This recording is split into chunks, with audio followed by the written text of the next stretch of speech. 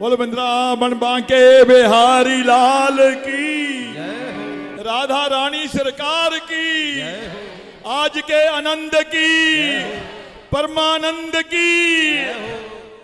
परम आदरणीय परम पूजनीय मातृशक्ति यहाँ पर हमारे बीच में पधारे, हम सबको आशीर्वाद देने के लिए जगत गुरु हमारे शंकराचार्य जी और हमारे मधुसूदन जी, ये तो आज मस्त हो गए, मस्त हो गए। आज साक्षात शंकराचार्य जी आकर के, जगत गुरु जी आकर के बैठे हैं और ये तो इन्हीं के शिष्य हैं, इन्हीं से सीख करके तो भागवत कथा हो रही है। आज जब एक गुरु अपने शिष्य को देखता है कि व्यास पीठ पे बैठ करके सनातन का झंडा फहराया जा रहा है, तो उस गुरु के लिए इससे बड़ा आनंद हो नहीं सकता, हो नहीं सकता। माताओं बहनें बंधुओं, इस वक्त मेरे सनातन का झंडा धीरे धीरे धीरे पूरे विश्व में लहराने जा रहा है। लहराने जा रहा नहीं, लहराने जा रहा है। 67 करोड़ सनातनी महाकुंभ में इकट्ठे होकर के पूरी दुनिया को बताते हैं कि दुनिया वालों सावधान हो जाओ। हिंदुस्तान का सारा सनातनी, सारे हिंदू जात पात को भूल करके, भाषावाद को भूल करके, क्षेत्रवाद को भूल करके एक हो गए हैं। अब समय आ गया है, अब समय आ गया है कि मेरा भारत हिंदू राष्ट्र बनने जा रहा है, हिंदू राष्ट्र बनने जा रहा है। मेरा भारत इन संतों के आशीर्वाद से विश्व गुरु बनने जा रहा है और हम विश्व गुरु बन करके, हिंदू राष्ट्र बन करके पूरी दुनिया को जीने और चलने का रास्ता दिखाएंगे। आज पूरा संसार मान रहा है, चाहे वो अमेरिका है, चाहे वो रसिया है, चाहे वो इजराइल है, चाहे यूक्रेन है, अब तो चाइना भी मानने लगा है। अगर विश्व में शांति, भाईचारा, प्रेम और प्रगति की बात कोई कर सकता है, वो सिर्फ मेरा भारत कर सकता है, मेरा भारत कर सकता है। ऐसी कथाओं के माध्यम से देखता हूं, जहां जाता हूं माताओं की संख्या 90% होती है। तो ये माताओं का, बहनों का, बेटियों का आशीर्वाद तो है, जिसके कारण से सनातन का झंडा ऊंचा होता जा रहा है। और मुझे प्रसन्नता होती है जब हमारे ऐसे छोटे छोटे बालक, युवा आकर के व्यास पीठ पे बैठ करके सनातन का झंडा फहराते हैं, सनातन का प्रचार करते हैं। ये हम सब के लिए बहुत ही सौभाग्य की बात है। माताओं बहनों बंधुओं, जगत गुरु जी हमारे बीच में हैं, मैं ज्यादा समय नहीं लूंगा।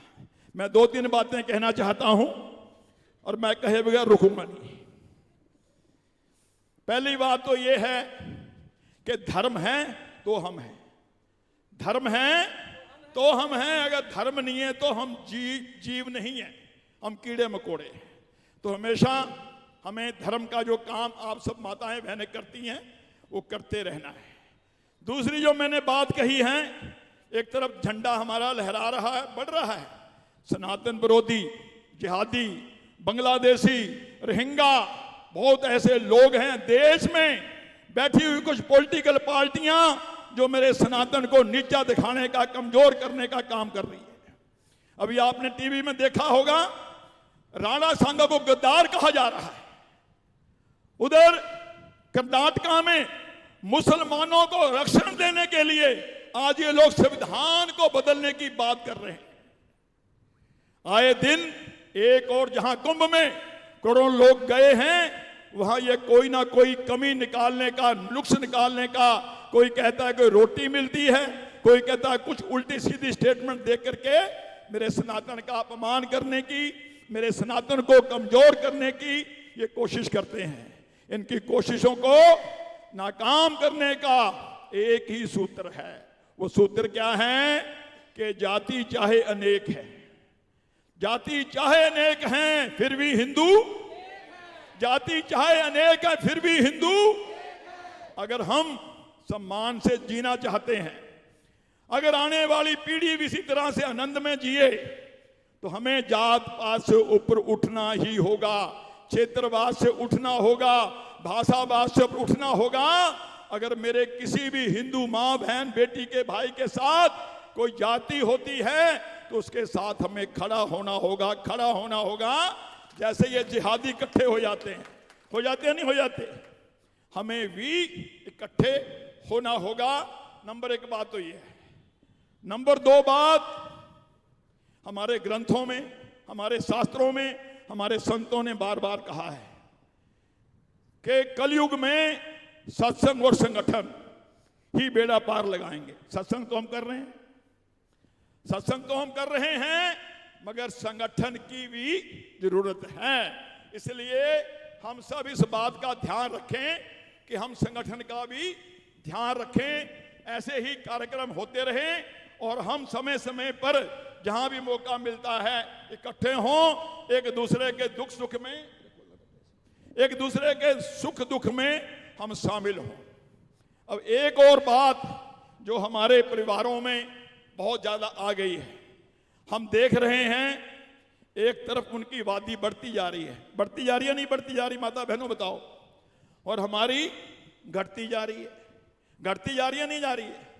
जब आबादी घटती जाएगी, चाचा कहां से आएगा, ताऊ कहां से आएगा, बुआ कहां से आएगी, मौसी कहां से आएंगे, ऐसे संत कहां से आएंगे, ऐसे कथावाचक कहां से आएंगे, और मेरे जैसे सामाजिक कार्यकर्ता कहां से आएंगे।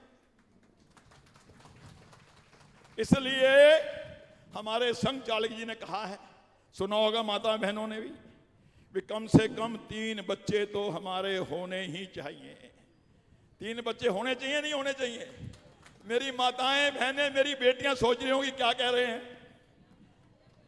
देखिए, वो लोग कहते हैं अल्लाह की देन है, उनके अल्लाह आता है, सारा काम वो करता है। हमारे तो भगवान फेल हैं, भोले बाबा फेल, भगवान कृष्ण फेल, हनुमान जी फेल, हमारे सारे फेल हैं। हम 9 बहन भाई हैं, मेरे पिताजी और 10 बहन भाई थे, भूखे थोड़ा मर रहे हैं। भगवान सबको पालने वाला है, सबको पालने वाला कौन है? भगवान है। इसलिए मेरा सभी माताओं से, बहनों से, बेटियों से निवेदन है कि कम से कम 3 बालक तो घर में होने चाहिए, चाहे बेटा हो चाहे बेटी हो। एक बात, अब कुछ कहते हैं जी बालक तो हो जाएंगे, कौन पढ़ावेगा, कौन पालेगा, इतनी महंगाई है तो उसकी चिंता मत करो, उसकी योजना हमने बना दी है। जो भी माता बहन बंधु 2 के बाद तीसरा बच्चा जन्म करेगा, जन्म पैदा करेगा, अगर उसको लगता है कौन पालेगा, चिंता मत करो, हमने योजना बना दी है। जो भी तीसरा चौथा बच्चा पैदा करेगा उसको 51,000 रुपये देंगे सबसे पहले हम। उसके बाद 4 साल तक बच्चा आपने संभालना है ताकि अपने पैरों पे खड़ा हो जाए।